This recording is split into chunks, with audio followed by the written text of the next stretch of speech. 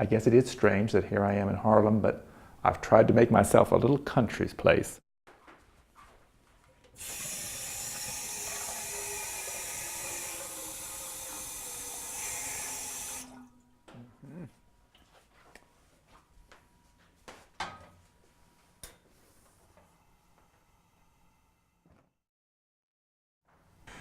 You want some tea, Juan? Is that what smells so good?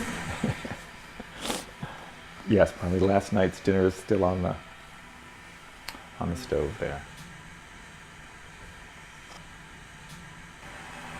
Little shards. You don't rob. I take what I can. I'm a scavenger, so I'd say I do rob.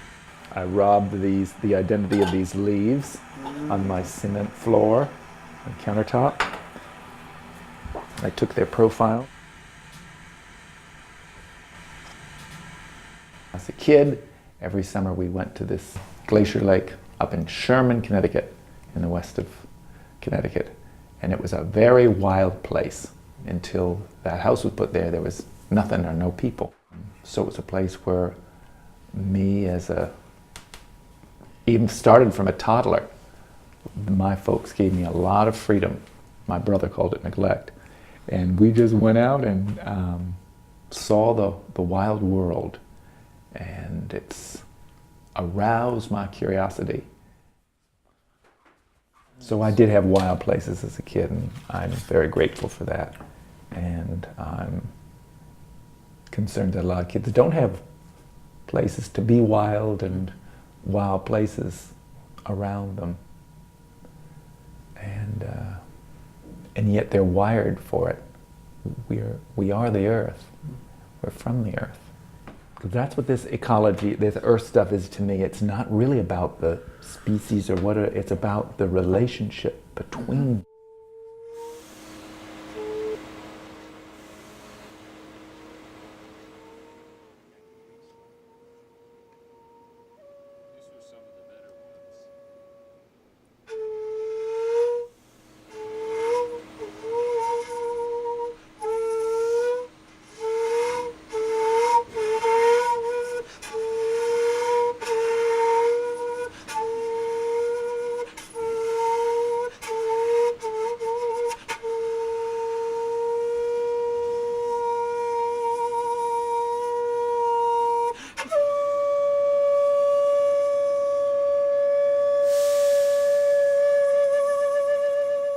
Well, the same year that I graduated with my master's in special education, I got a job at a Harlem elementary school, which is why I'm living where I am, because it's a 10-minute walk to where the school.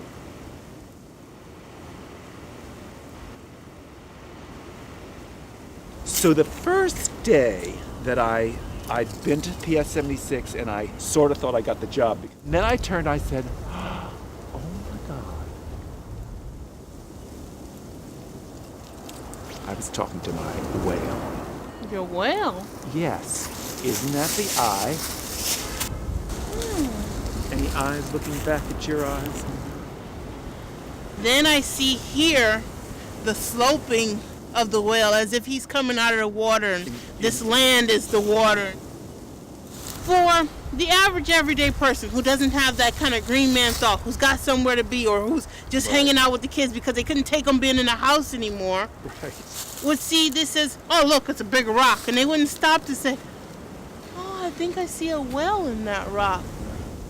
For everybody to come by every day and not recognize you, and then one person stop and say, oh, I think I see the whale there. And what feeling it must have made him feel, or what passion it must make you feel when finally, after all this time, someone sees you.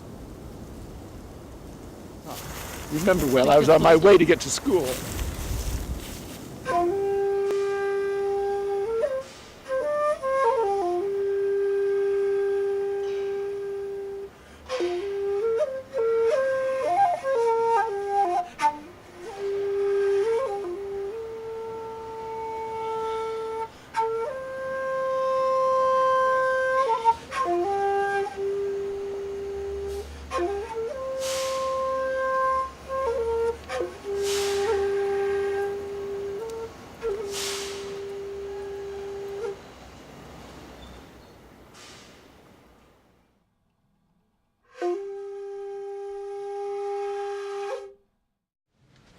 In this book about the Garden of Love, out of cardboard, please note,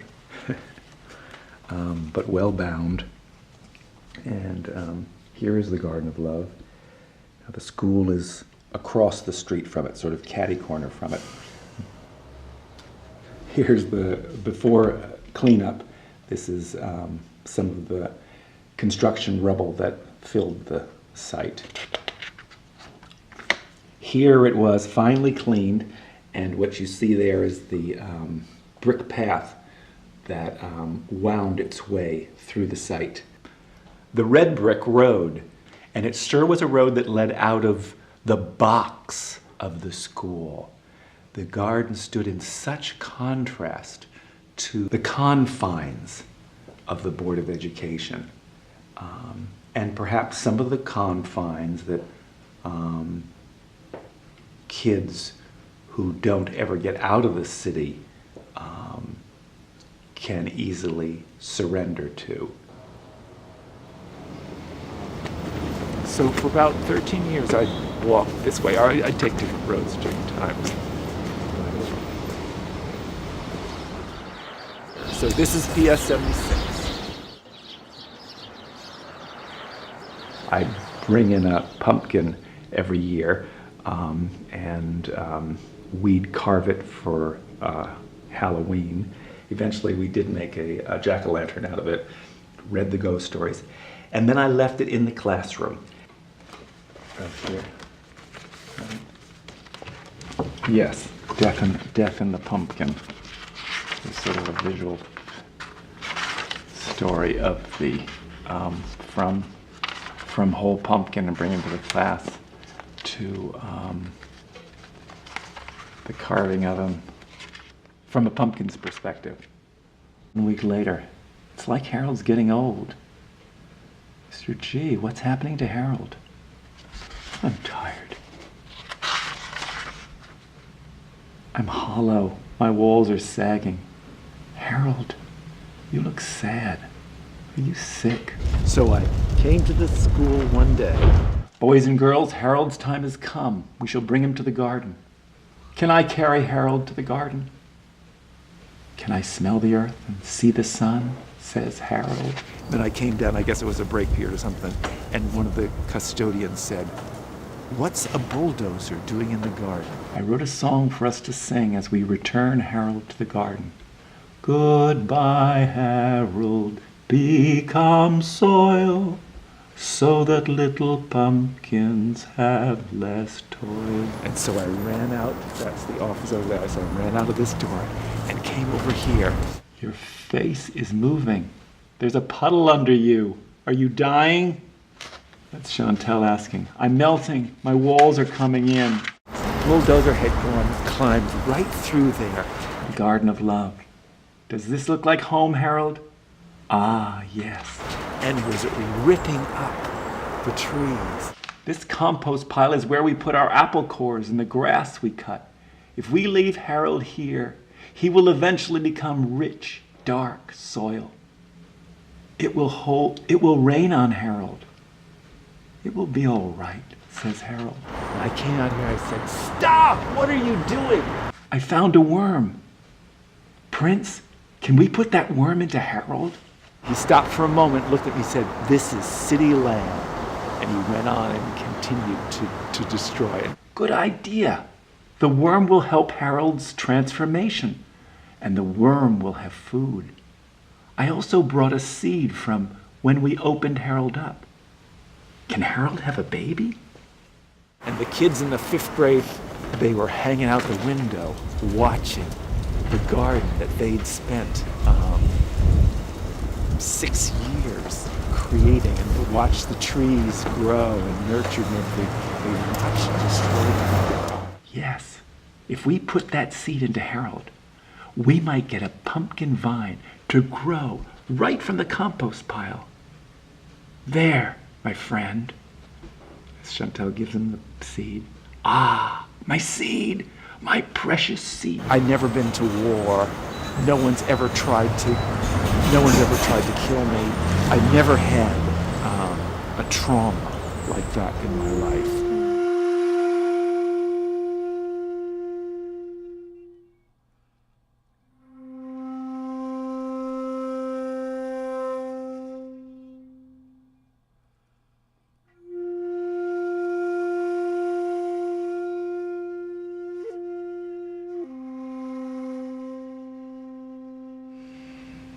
And I got an education when the garden itself was composted and it was bulldozed. And I guess the seed that was sown in me from out of that destruction or out of that death was, I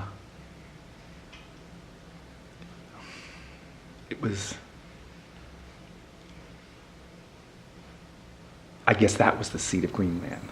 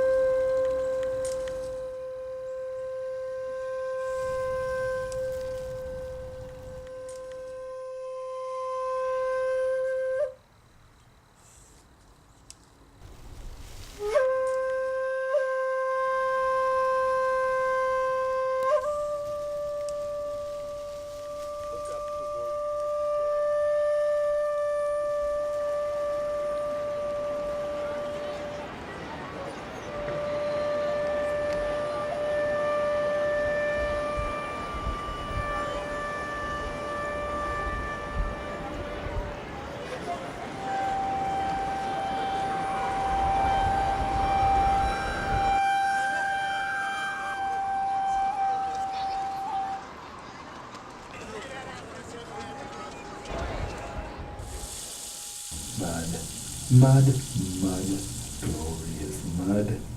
Nothing quite like it for cooling the blood. So follow me, follow, down to the hollow, and there let us wallow in glorious mud. That was composed by a Quaker English musician.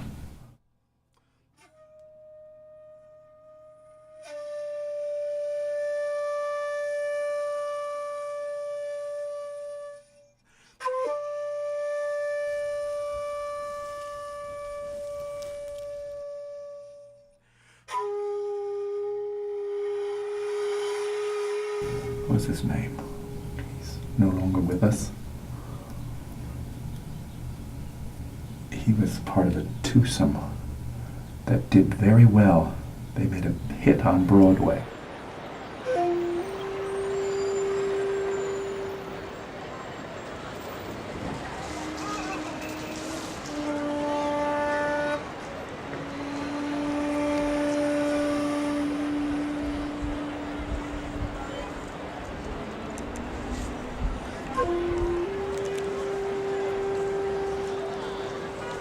Follow down to the hollow, and there let us wallow in glorious mud.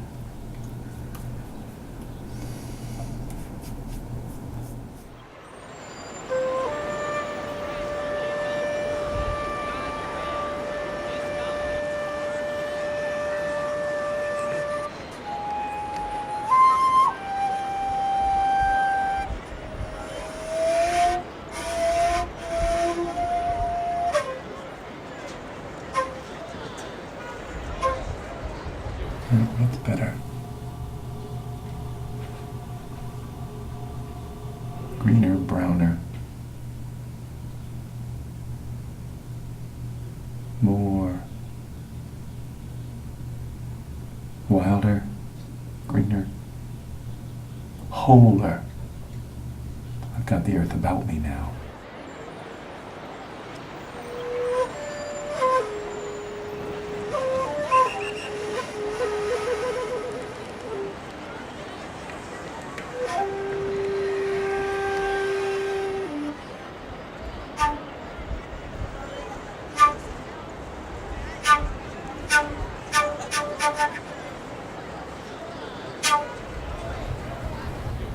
Well, I look old, and I am getting old. I was 60 a couple of weeks ago.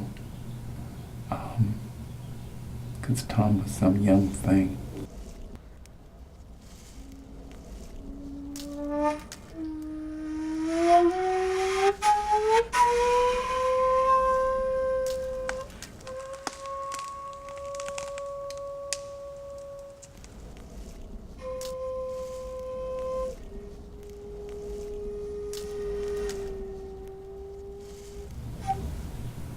I don't know what happened to the whites, that we lost our earth cover. Some nature people, I think, refer to us as ghosts. We do seem to have some ghostly effects, don't we?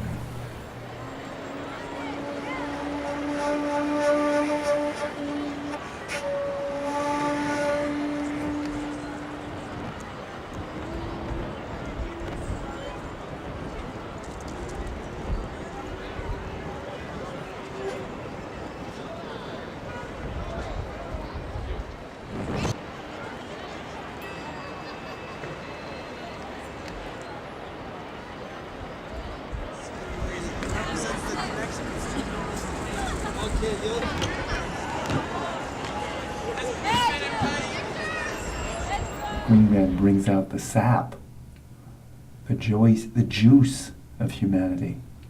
Interesting that it dries up my skin. Raisin, withers me into a raisin. But Green Man is my reason. It's what I'm down here for, I believe. And at 60, that sort of dries you up too, to say, well, what you gonna do with the time you got? I want to do Green Man. I feel blessed to have a mission.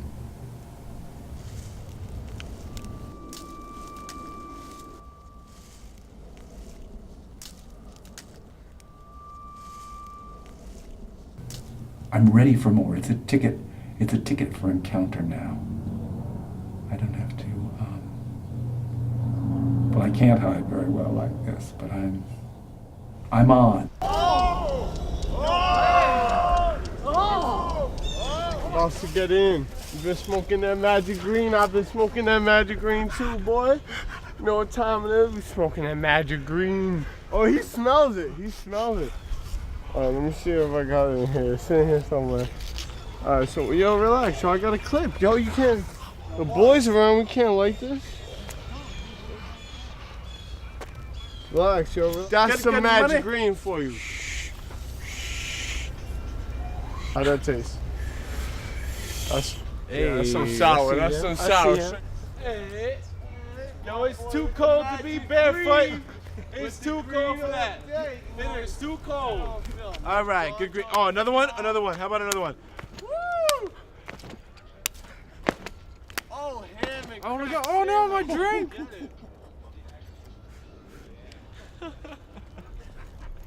I'm fine. Give me another one. Give me another one. Hey. It seems as varied as the whoever gives me an opportunity to present Green Man, it feels like it's as different as whatever that context is.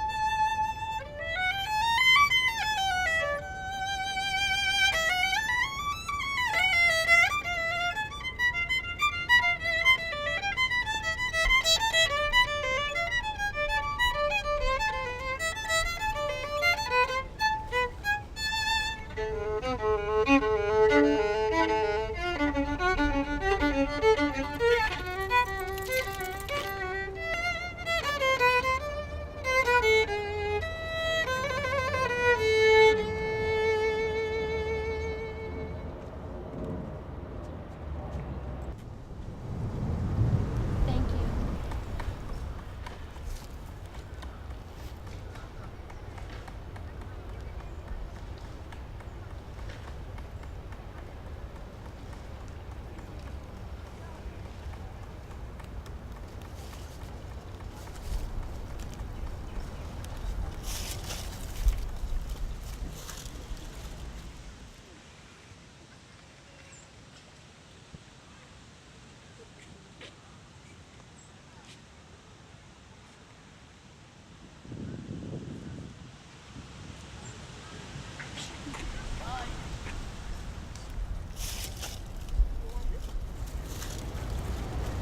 Oh, I see it. It's a heart. Oh, I get it. Oh, now I get it.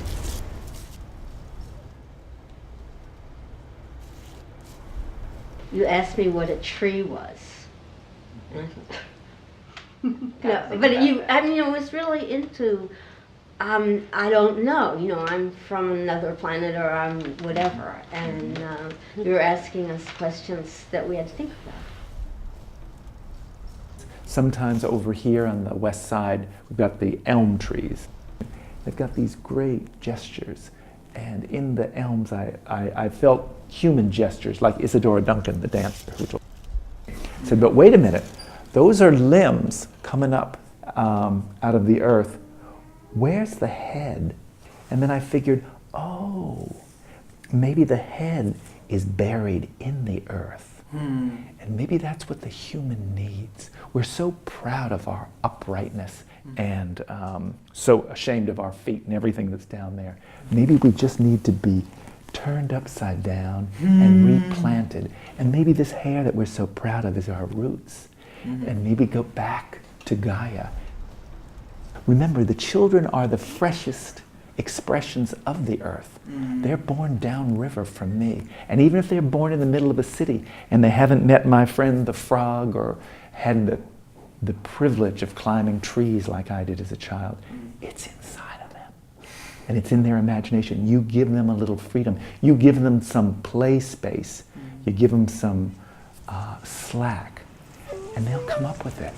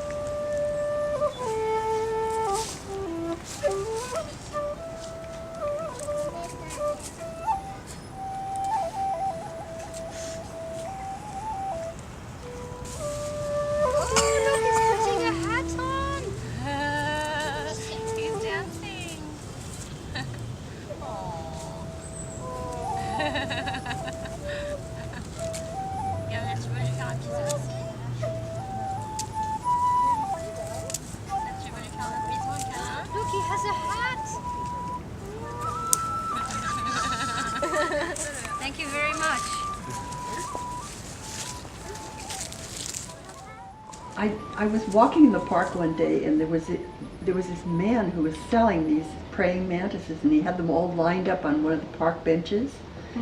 And so I bought one because they cost $1. And so I gave it to Tom, and Tom made a whole career of it. It started as I called it the evolutionary movement piece. And I started on the ground and, without words, attempted to show in my movement the life forms that we came through in becoming human.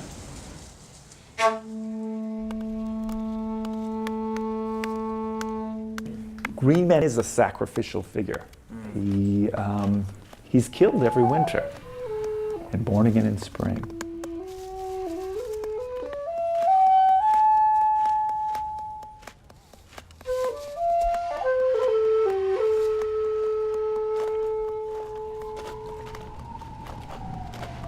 I don't really want to take over the earth.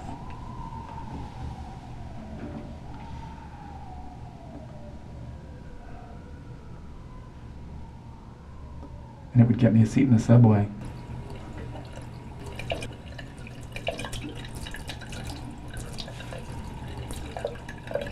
That would be cool if people saw the Green Man one day, even through my white, pink flesh.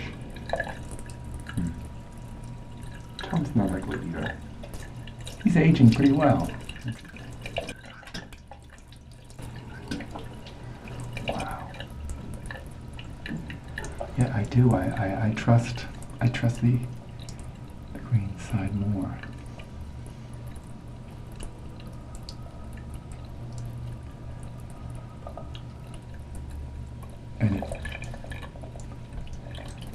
And the green side won't die.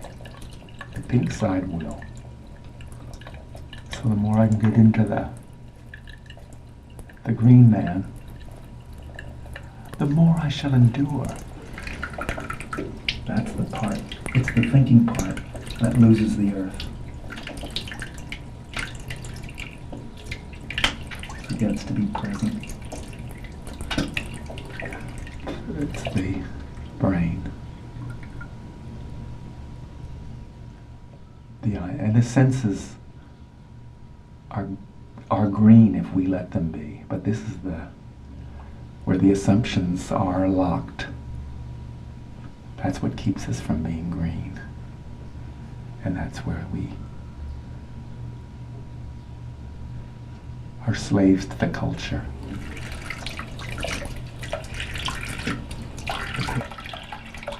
Ah, sorry, Tom. It's going to be just you.